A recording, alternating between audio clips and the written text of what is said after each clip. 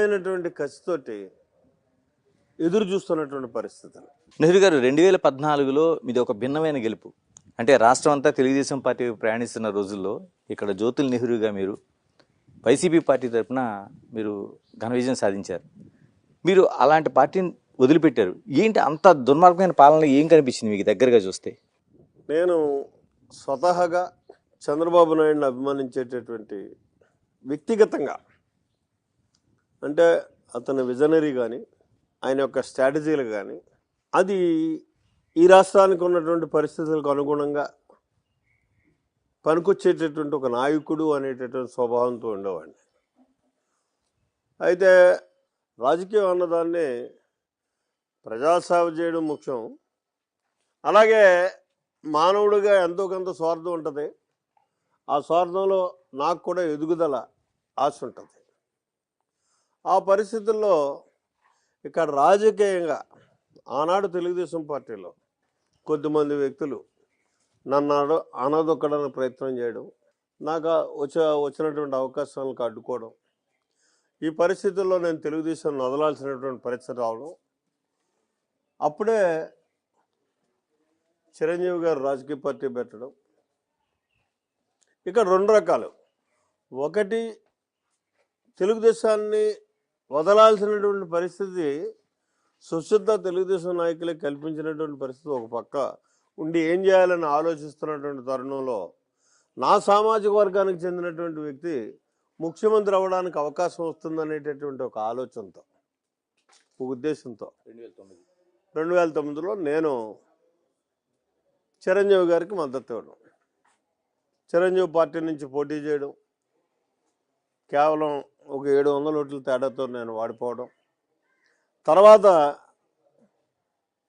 ఆ పార్టీలో ప్రధానమైనటువంటి రోల్ పోషించి ఆ పార్టీని ఒక 8-9 మాసాలు, అంటే మెర్జ్ అయ్యేదాకా కూడా చాలా కీలకమైనటువంటి పాత్ర పోషించి నేను పార్టీని ఒక సస్టైనిటీకి తీసుకురావాలి అనే కసితో పనిచేశాం.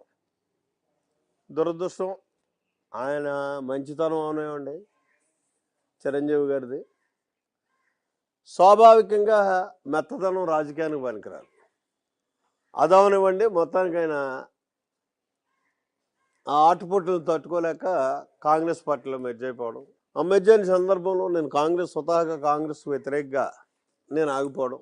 నా దురదృష్టం కొద్ది జగన్మోహన్ రెడ్డి రాజకీయ పార్టీ పెట్టడానికి ప్రయత్నం చేయడం, దానికి నన్ను అభ్యర్థించడం, అయినా మీ సహకారం కావాలి, మీరు రావాలి అని చెప్పి, మీ సీనియారిటీ మాకు ఉపయోగపడుతుందని చెప్పాను. ఆయన ఆ రోజు చెప్పినటువంటి మాటలన్నింటినీ కూడా నేను విశ్వసించాను.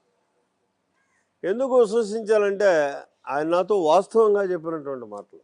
నన్ను బెంగళూరు రమ్మని చెప్పి సరే ఆయన మాట్లాడి పిలిచి కూర్చోబెట్టి ఆయన నాకు చెప్పిన 3 మాటలు.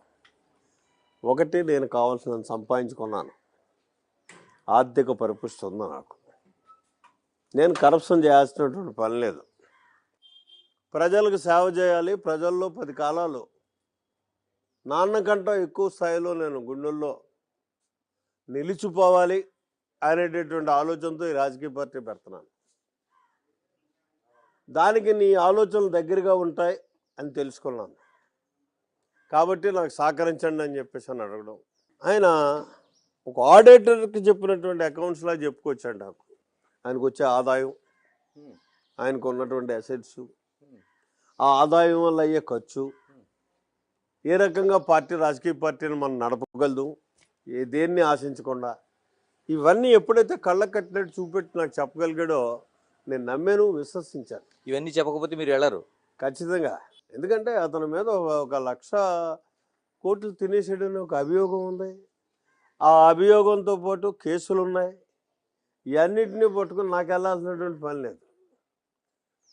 కానీ అవన్నీ చేశాను, నేను సంపాదించుకున్నానని చెప్పి నాకు ఇంత ఆదాయం వస్తుంది, దీని మీద మనం ఇంక తప్పు చేయాల్సిన పని లేదని ఎప్పుడైతే నమ్మబలికాడో ఆ నమ్మి వెళ్ళాను.